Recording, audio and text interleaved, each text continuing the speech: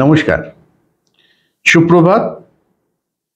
রাশিফল কেমন যাবে সপ্তাহটি, আসুন জানি মেষ রাশির জাতক বা জাতিকার।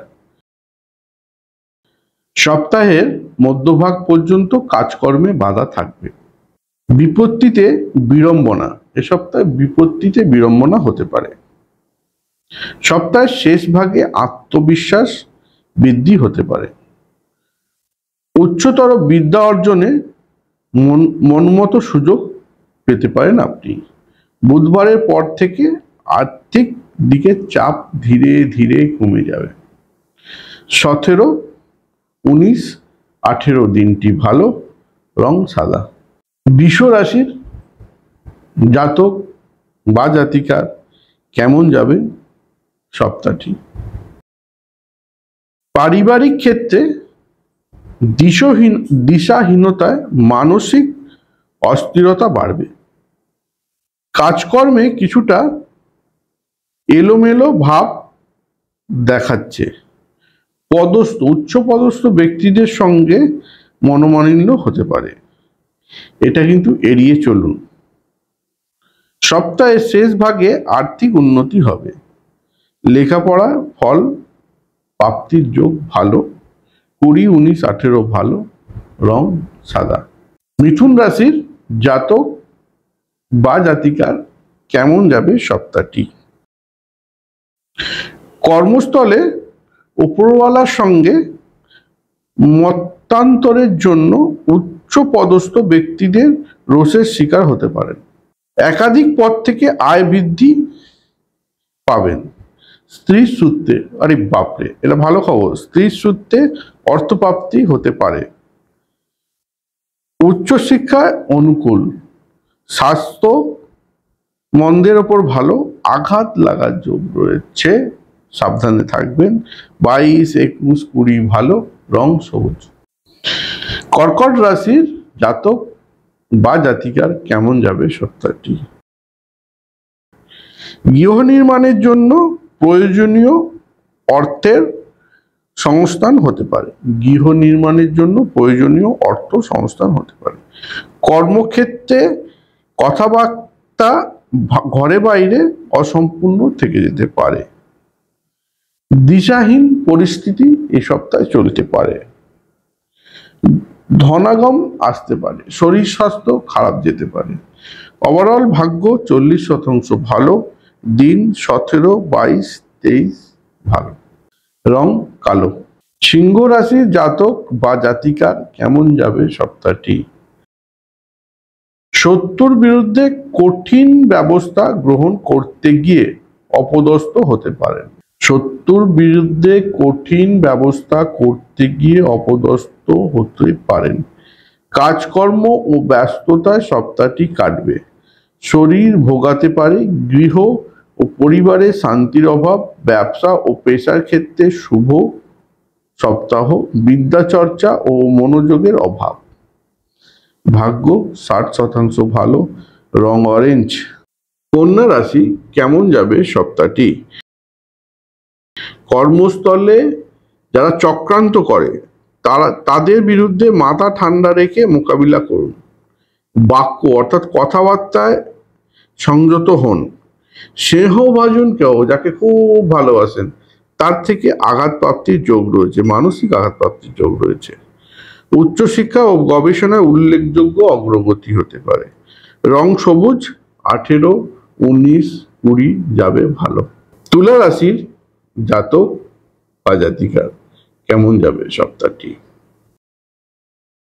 সাহসের অভাবে সাংগঠনিক কর্ম সূত্রে মোকাবিলা করতে গিয়ে অপদস্থ হতে পারেন। অর্থাৎ সাহসের অভাবে সাংগঠনিক কর্মসূত্রে মোকাবিলা করতে গিয়ে অপদস্থ হতে পারেন।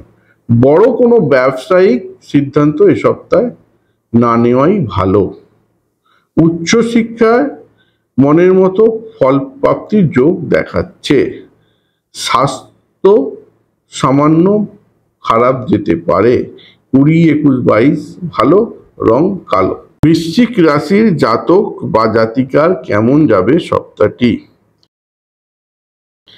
ব্যবসায় আকস্মিক মন্দার দিশাহারা হতে পারেন।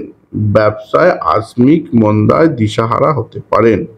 অপ্রয়োজনীয় খরচে লাগাম দিন। অর্থক্ষেত্রটি বিশেষ সুবিধার নয়। পতিপত্নী স্বাস্থ্য নিয়ে চিন্তা বৃদ্ধি। আত্মীয় কুটুম সম্পর্কে অবনতি। আত্মীয় কুটুম সম্পর্কে অবনতি হতে পারে। 17, 22, 23 ভালো, রং লাল। ধনু রাশির জাতক বা জাতিকার কেমন যাবে সপ্তাহটি? পারিবারিক ক্ষেত্রে দায় দায়িত্ব পালনের ব্যয় বাড়লেও সুনামের অভাব। কাজকর্মে কম বেশি সফলতা আসতে পারে। ন্যায্য সম্মান থেকে বঞ্চিত হতে পারেন। হাঁপানি ও শ্লেষ্মজাতীয় রোগে কষ্ট পেতে পারেন। দেহে দুর্বল ভাব থাকবে। 23, 18, 17 ভালো, রং সবুজ। মকর রাশির জাতক বা জাতিকার কেমন যাবে সপ্তাহটি? জমি, গৃহাদি সম্পত্তি ও যানবাহন বিক্রয় বিপুল লাভের যোগ। অপ্রয়োজনীয় খরচে লাগাম দিন। কর্মস্থলে ঈর্ষাপূরণ ও সহকর্মীরা কাজে বাধা দিতে পারে। কর্মস্থলে যারা ঈর্ষাপরায়ণ সহকর্মী রয়েছে তারা কর্মস্থলে বাধা সৃষ্টি করতে পারে। পরিবারকে নিয়ে দূর ভ্রমণের যোগ প্রবল, তবে আঘাত বা চোট লাগার যোগও সঙ্গে রয়েছে। 20, 19, 18 ভালো, রং নীল। কুম্ভ রাশির জাতক বা জাতিকার কেমন যাবে সপ্তাহটি?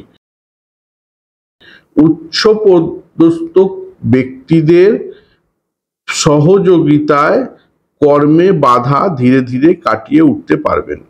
বিজ্ঞান ও গবেষণায় উল্লেখযোগ্য অগ্রগতি দেখাচ্ছে। আর্থিক ক্ষেত্রে অনুকূল। স্বাস্থ্য খুব একটা ভালো যাবে না। মানসিক চঞ্চলতায় ভুগতে পারেন। 22, 21, 20 ভালো যাবে, রং হচ্ছে নীল। মীন রাশির জাতক বা জাতিকার কেমন যাবে সপ্তাহটি? কসমেটিক্স বা বস্ত্র ব্যবসায় অর্থ বিনিয়োগ করলে ব্যবসা প্রসারণ বৃদ্ধি হতে পারে। ব্যবসায় অগ্রগতি হবে।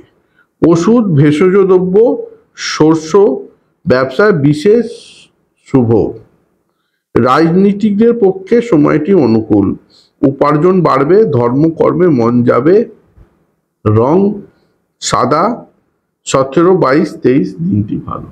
এখনো পর্যন্ত যারা চ্যানেলটিকে সাবস্ক্রাইব করেননি করুন, আর পেজটিকে ফলো দিন। আর সবার কাছে প্রার্থনা রইল সবাই ভালো থাকুন, অপরে একটু ভালো করুন।